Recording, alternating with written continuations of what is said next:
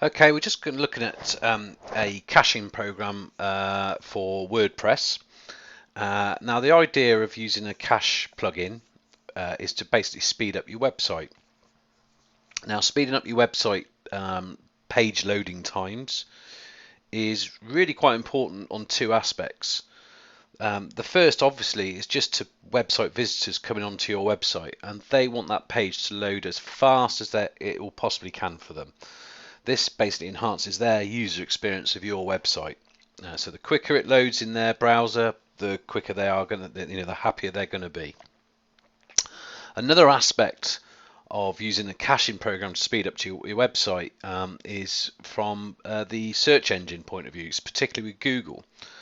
It is one of their key criterias on how they rank your website. The quicker the page load times, it's basically a box that's ticked. They will offer it up against other websites, and if you've got two websites offering similar content, the quickest one will be graded higher on the rankings.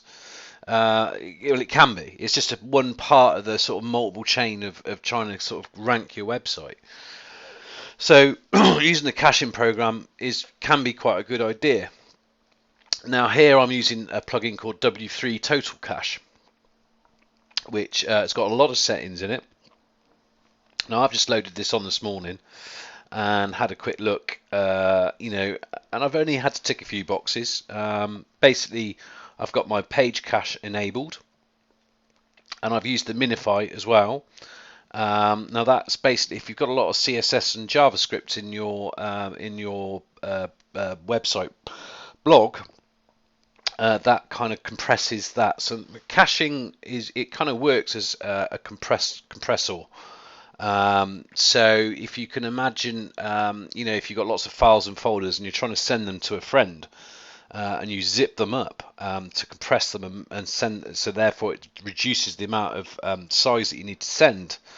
That's exactly what a caching tool does. It kind of photographs all of that information on the page and the database, and it just creates a small HTML file, so it's just a lot quicker to load for the website visitors.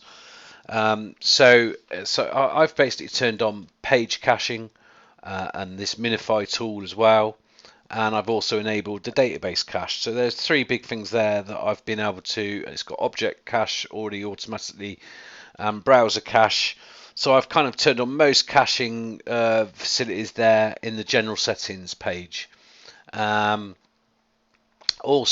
I didn't really go into a lot of other options on here. As you can see all these options down here as well. So I kind of just followed what it said. When you turn things on, it likes you to just sort of set it, clear the browsing cache. Where it was up and running. So if I actually go to, I'm actually going to look inside the files and folders in my cPanel. If I go into the WP content folder and go into this newly created cache folder, which is created by the plugin, you can now see some more folders there. So if I actually go to the page enhanced and keep going, I can now see all the pages and posts on my blog which have been created with, and you can see that. So basically, there's the HTML file it's created for that page, and so that's what the user will actually be downloading. So I can actually, if I actually just download that index HTML there that it's created, let's just overwrite the one I did earlier, and just open that. As you can see, it's not actually on my website. You can see it there. It says File Home Office, which is my computer. So this is just a local file, but you can see how the snapshot actually works. So it is it is a page from the blog, but that's exactly what the user will actually get to download. So if I actually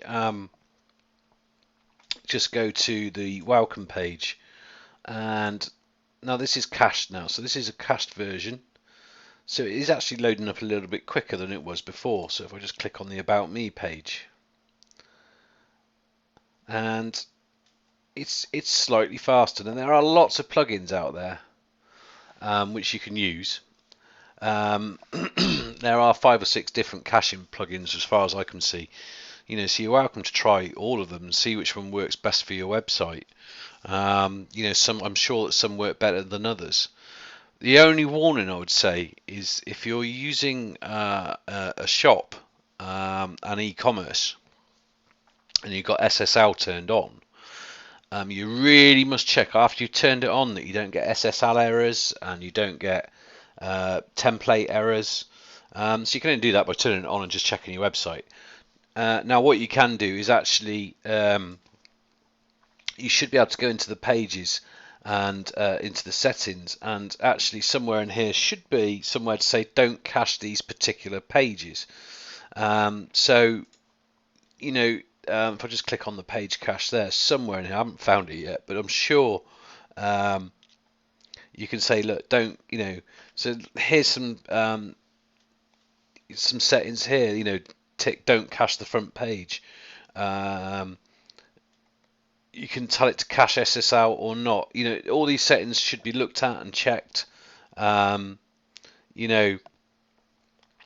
before you sort of, proceed. Just be very, very careful with these things, because they can work really, really well, but in some circumstances, they will upset your website, and it could be quite dangerous. So, and you will cause yourself a lot of grief. So you have to be particularly careful with these things. But like I say, end goal, especially if your server isn't that fast, and you've not paid a fortune for a decent server, that slows down your website an awful lot. So it won't rank as highly as other sites that are doing something similar to you if their pages open up in a millisecond and yours open up in 2 seconds. You're just not going to win. You're just not going to get right up to the top of Google. So all these permutations have to be brought into context and looked at. But it's a really important tool. I'd actually use it, but you've got to be prepared to put the hours in to make sure, especially if you're using HTTPS, that it's doing the job for you. So you can see there's an empty cache operation there. So you can always empty the cache in the plugin and start again. But take care. But it's really important, and it will help your website in the long run. So have a look at it, and if you get stuck, please contact me on the website, and we can always have a look together. Okay, thanks for watching, and stay tuned for the next video.